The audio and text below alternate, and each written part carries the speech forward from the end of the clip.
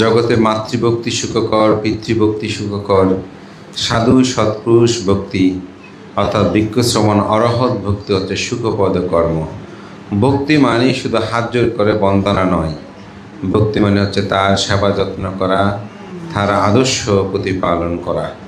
তা আমি মনে করি আমাদের এই গ্রাম যতদিন আমার গুরুভান্তের এই আদর্শ শিক্ষাকে অন্তরে ধারণ করে প্রতীয়মান হবে, ততদিন আমাদের উন্নতি শ্রীবৃদ্ধি হবে, সেটা হচ্ছে। তো সর্বশেষ আমার গুরুভান্তে সেই গর্বিত পিতা, যিনি হয়তো যদি স্বর্গলোকে থাকে সেখান থেকে হয়তো তিনি দেখতে পারেন যে তার যে সন্তান আজকে সমগ্র বাংলাদেশে তিনি সমাদৃত। আমার গুরুভান থেকে পছন্দ মহাগুরু লাভ করেছি, শ্রদ্ধেয় ভান্তে নিরোগ দীর্ঘজীবন কামনা করি। এখান থেকে শুধু একটা শিক্ষার কথা বলবো, যিনি সমগ্র বাংলাদেশে মানুষের শ্রদ্ধা লাভ করেন, সেই গুরু যদি তার পিতামাতাকে স্মরণ করে পুণ্যদানের জন্য এই আয়োজন করতে পারে, আপনারা যারা গৃহী, আপনাদের মাতা পিতাকে কেমন করা উচিত, আপনাদের শ্বশুর শাশুড়িকে কেমন করা উচিত, এটা যদি আজকে একটু উপলব্ধি করতে পারেন, এখানে যারা সমাগত হয়েছেন, আমি মনে করি আপনাদের জন্য বেশি উপকার হবে। আপনারা যদি উপলব্ধি করতে একদম ভ্রান্ত হয়ে কখন মারা গেছেন, ভ্রান্তে সাথে যখনই বিবিধভাবে কথা হয়, আপনারা তো জানেন ভ্রান্তে শিশুর মতো মাঝে মধ্যে আমাকে সব কথা বলেন, এইটা সেটা। তো একদিন ভ্রান্তে সেদিন বলছিল থাইল্যান্ডে ঘুরতে ঘুরতে খুব আনন্দ পাচ্ছিলেন, তো বলছেন আমি এগুলো তো দেখছি ঠিক, কিন্তু আমার জন্মের পর আমি তো মা বাবা ডাকতে পারিনি। তো চিন্তা করেন কোন বয়সে ভান্তের পিতামাতা মারা গেছেন। তো এখনও ভান্তে আমরা ছোটোবেলাও দেখেছি, এখনও দেখছি ভান্তের দুইটা অনুষ্ঠান করেন, একটা মাতার উদ্দেশ্য করে পিতার এবং গুরু আচার্যদেরকে সেখানে স্মরণ করেন। তো একজন ভান্তে এত বছর, যার বছর এখন 83 বছর, তিনি যদি এখনও মা বাবাকে স্মরণ করে পুণ্যকর্ম করতে পারেন, তা আমরা আপনারা যারা আছি, বিশেষ করে আপনাদের কেমন করা উচিত মা বাবার প্রতি, শ্বশুর শাশুড়ির প্রতি, এটা যদি চৈতন্য উদয় হয়, আমি মনে করি আমাদের বৃদ্ধকালে মা বাবারা কখনো তারা অযত্ন, অবহেলা, অপমান, অপদস্থ হবেন না। এটা মনে ধারণ করবেন। পিতামাতা বেশি দিন থাকে না জীবনে, যতদিন বেঁচে থাকবে, যতদিন সেবা যত্ন করবেন ততদিন পাবেন। এখানে যারা আজকে সামনের সারিতে বসেছেন, দেখবেন তাদের জীবন দর্শনে যারা পিতামাতার সেবা করেছেন, শ্রদ্ধা করেছেন, তাদের জীবনে তারা সেটা লাভ করেছেন। মহাকারণিক তথাগত বুদ্ধ, তিনি বুদ্ধত্ব লাভের পর তার 7ম বর্ষবাসে, এই যে আষাঢ়ী পূর্ণিমা গেল, সেখানে তিনি তাবতীঞ্চ স্বর্গে গিয়েছিলেন মাতৃদেবীকে ধর্মদান করার জন্য।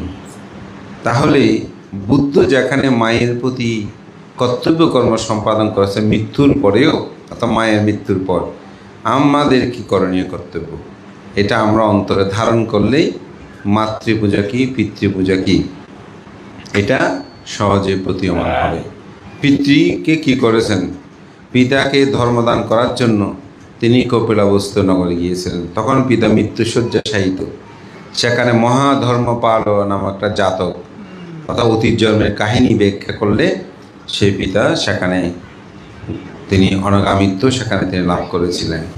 এভাবেই বুদ্ধের ধর্ম দর্শনে আমরা দেখি বুদ্ধ পিতামাতার প্রতি কর্তব্য করেছেন। শুধু বুদ্ধ নয়, বুদ্ধের যারা শ্রাবক সঙ্গ ছিল তাদের মধ্যেও অনেকের জীবন দর্শনে দেখা যায় সারিপুত্র, তিনি পরিনির্বাপিত হয়েছেন ঘরের মধ্যে। কেন? শুধু মা ছিল মিথ্যা দৃষ্টিপরায়ণ, ব্রহ্মার পূজা করত। তো মাকে সধর্মে প্রতিষ্ঠা করার জন্য তিনি অর্থাৎ তার জাত প্রকোষ্ঠে, অর্থাৎ যে ঘরে তিনি জন্মে সেই ঘরে তিনি এসেছিলেন। এবং তিনি তার মা যখন তার বিপুলত্বতা দেখলেন, যে মহাব্রহ্মা এসে, চারি লোকপাল এসে, দেবরা চিংড়ি এসে যে সারিপুত্রাস্তবীরকে পূজা করছে, তখন মা বলছে আমার পুত্রকে যদি তারা এসে এভাবে শ্রদ্ধা সম্মান করে, এগুলো তো মা স্বচক্ষে দেখেছে, সুতরাং আমার পুত্রের যিনি গুরু বুদ্ধ, তিনি কেমন হবেন। এই তিনি কেমন হবেন যখন ভেবেছে, তখনই বুদ্ধের প্রতি তার প্রসন্নতা এসেছে। তার পূর্বে সে বুদ্ধের নাম শুনতে পারত না, কারণ তার 7 জন সন্তান, সর্বকনিষ্ঠ সন্তান ছিল রেবত স্থবির। উনি বিয়ে করতে যাচ্ছে যে ওখানে পথের মধ্যে আমার টয়লেট এসেছে বলে টয়লেট করতে গিয়ে এই বিবাহের কাপড় চোপড় পরিধান অবস্থায় সেখান থেকে পালিয়ে গিয়ে ভিক্ষু হয়েছিল। এই জন্য ওনার মনে খুব দুঃখ ছিল যে আমার সন্তানের তো আমার বংশ তো শেষ। এই জন্য ভিক্ষু দেখলে, বুদ্ধের কথা শুনলেই তিনি গালিমন্দ করত। কিন্তু এটা যখন ভেবেছে যে বুদ্ধ কেমন, ওই বুদ্ধির প্রতি শ্রদ্ধা এসেছে, ঠিক তখনই সেখানে তার মাকে দানকতা, শীলকতা, ভাবনা কথা বলতে বলতে তার মধ্যে ধর্মচক্ষু জ্ঞান উৎপন্ন হয়, অর্থাৎ তিনি মার্গ জ্ঞান লাভ করে শ্রোতাপত্তি হয়। তখন তিনি বলছেন, তা তো মিথ্যে দৃষ্টি চলে গেছে। তখন সারিপুত্র স্থবিরকে বলছেন, হে পুত্র, কেন তুমি আমাকে এতদিন এই অমিতির স্বাদ দাওনি? বিমুক্তি সুখ তো এটা কি, এগুলো বলার ব্যাখ্যা করা যাবে না। তখন সারিপুত্র স্ত্রী বললেন, মা, যখনই সময় হয়েছে তখনই দিয়েছি, অর্থাৎ এখন সময় হয়েছে, সে আগে দিলে মা সেটা বুঝত না। তো এভাবেই মহাকারণিক তথাগত বুদ্ধের শিষ্য, যিনি ডানহস্ত হিসেবে পরিচিত, বুদ্ধ এমন ঘোষণা করেছেন, হে ভিক্ষুগণ, যেখানে সারিপুত্র স্থবির উপস্থিত থাকবে সেখানে যদি বুদ্ধ না থাকে, তোমরা বুদ্ধ শূন্য হয়েছে বলে বলবে না। সেই সারিপুত্র স্থবির মাতৃ ঋণের প্রতি কৃতজ্ঞতা প্রকাশ করেছেন। আমরা মনে করি আমাদের সেই চেতনা হোক, আমাদের গুরুভ্রান্তের এই আদর্শ যেন আমাদের মধ্যে জাগ্রত থাকে। এই প্রত্যয় ব্যক্ত করে গুরুভ্রান্তেও নিরোগ দীর্ঘ জীবন কামনা করছি। আপনারা অবশ্যই ইতিমধ্যে শুনছেন ব্যাঙ্গালোরে ভ্রান্তের আমরা এনজিওগ্রাম পর্যন্ত করিয়েছি। অত্যন্ত সৌভাগ্য যে ডাক্তার আমাদেরকে পরামর্শ দিয়েছেন যে ওনার ছোট কিছু হালকা ব্লক, ওগুলো অনেকটা 80% তবে সেটা মূল একেবারে রোগের মধ্যে নয়, যে সেটার মধ্যে, যার কারণে আপনার ওষুধের মাধ্যমে আপনারা ওনার ট্রিটমেন্ট চালিয়ে যান। তো আমরা মনে করি শ্রদ্ধেয় ভ্রান্তের এটা পুণ্যের পারামি, আমাদেরও পুণ্য পারামি। ভ্রান্তেরকে কোনোরূপভাবে পর্যায়ে কাটাছিড়া না করেই ভ্রান্তে এখন সুস্থ আছেন। পুণ্যের কাছে প্রার্থনা করবেন, আমরাও করব যেন শ্রদ্ধেয় মাতায় নিরোগ দীর্ঘ জীবন হয়। প্রায় সময় একটা বিভিন্ন কিছু থাকে, এটা স্বাভাবিক বয়সের ধর্ম। তো ভ্রান্তে যাতে নিরোগ থাকে, দীর্ঘস্থায়ী, এবং আমাদের যে বিহার, এই বিহারটা যেন অতি তাড়াতাড়ি আমরা একটা পূর্ণতা দিতে পারি, ভ্রান্তে যেন একটু সচক্ষে দেখতে পারি, আরও পূর্ণতাটা দেখতে পাই। এখন একা একা থাকতে ওখানে ভ্রান্তে চায় না, যার কারণে প্রায় সময় এখানে চলে আসে। তো এখন কাজ চলমান। আজকে আমাদের অসুখ দাদাও এখানে এসেছেন, সবাইকে একটু করে বলার জন্য বলেছিলাম, হয়তো আজকে খোলার দিন আসতে পারেনি। আজকে আমাদের ফুলের যিনি কাজ করছেন মিস্ত্রি, তিনি আসার পথে আছেন। আশা করি আমরা আরও বাহ্যিক যে কাজগুলো, সমস্যা, এগুলো সমাধান করব। তো আপনারা দান করেছেন, আরও দান করতে হবে। আমাদের জমির ভান্তে একটা কথা বলেন, এটা আমি প্রেরণা পাই, লোকজিৎ তুমি বহু করে আরও করতে হবে।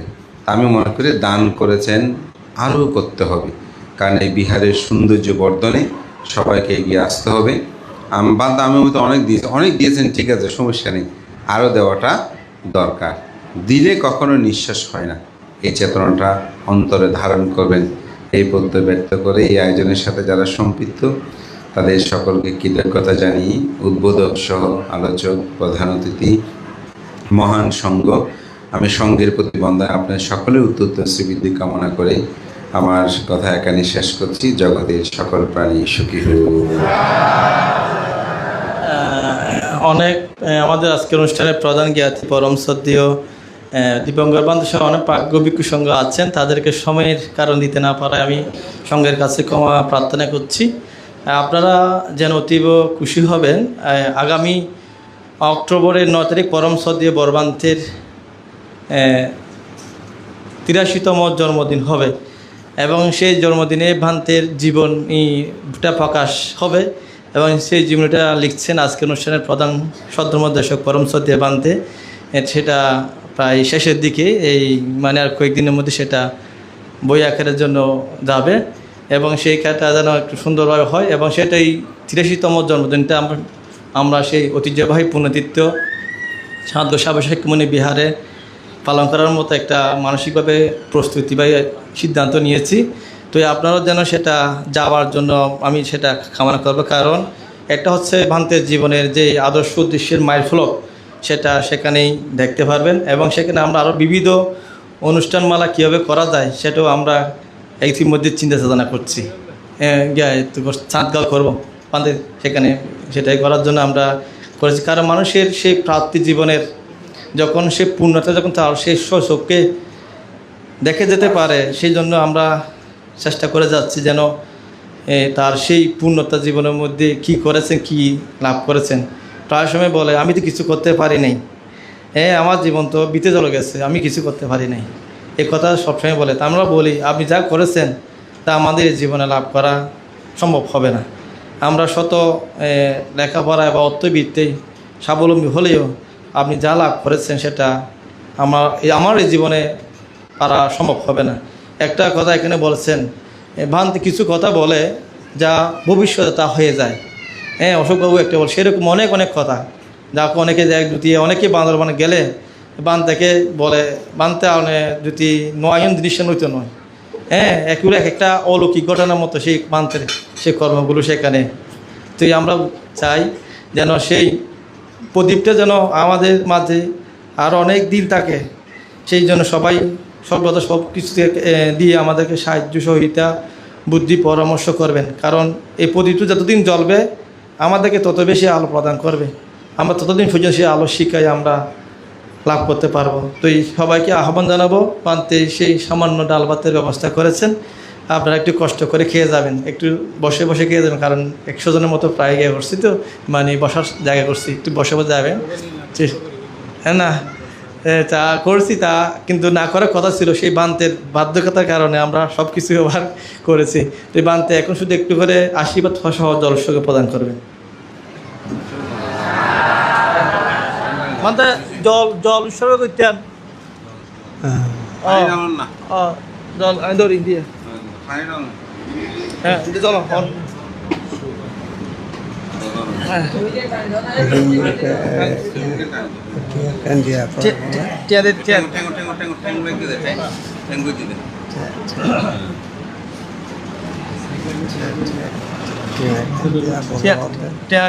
দক্ষিণ দেওয়া হলো, বেশি দেওয়া হলো না, 500 টাকা দিতে পারে,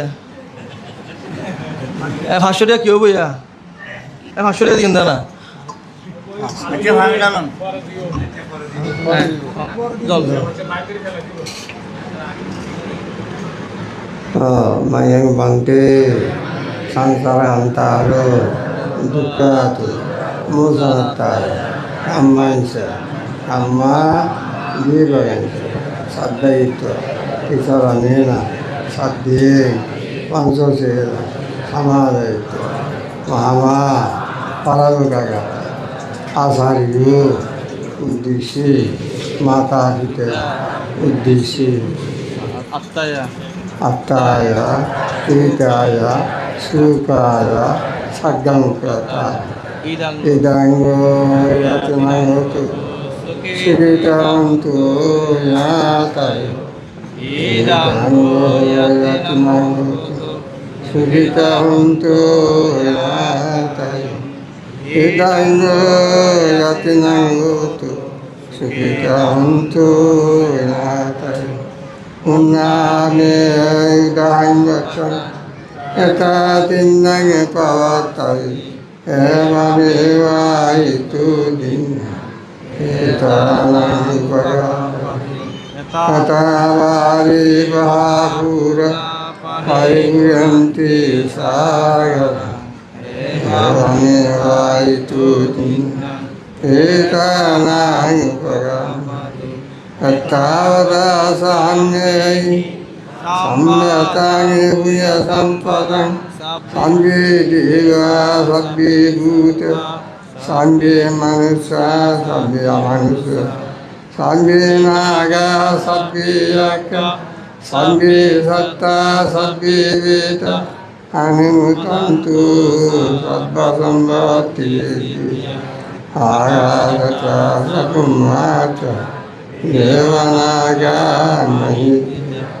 Puyantanyanudito Siranakantu Buddhasasanam Siranakantu Buddhadesanam Siranakantu Mangkara Ingena Puyakamena Mami Pala Samagam Satang Samagam Utu Yavanidjana Pati Idange Bujang Asabakayang Mahangun Idange Bujang Nidjana Savasayung Idange Bujang Asabakayang Mahangun Idange Bujang Nidjana Savasayung Idange Bujang Asabakayang Mahangun Idange Bujang Nidjana Savasayung Ingena Buyakamena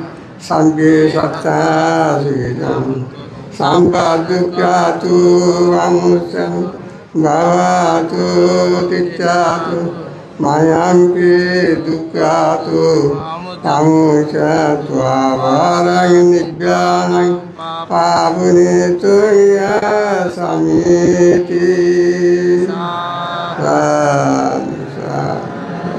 Sadhu Jagata Sabha Sukhiyo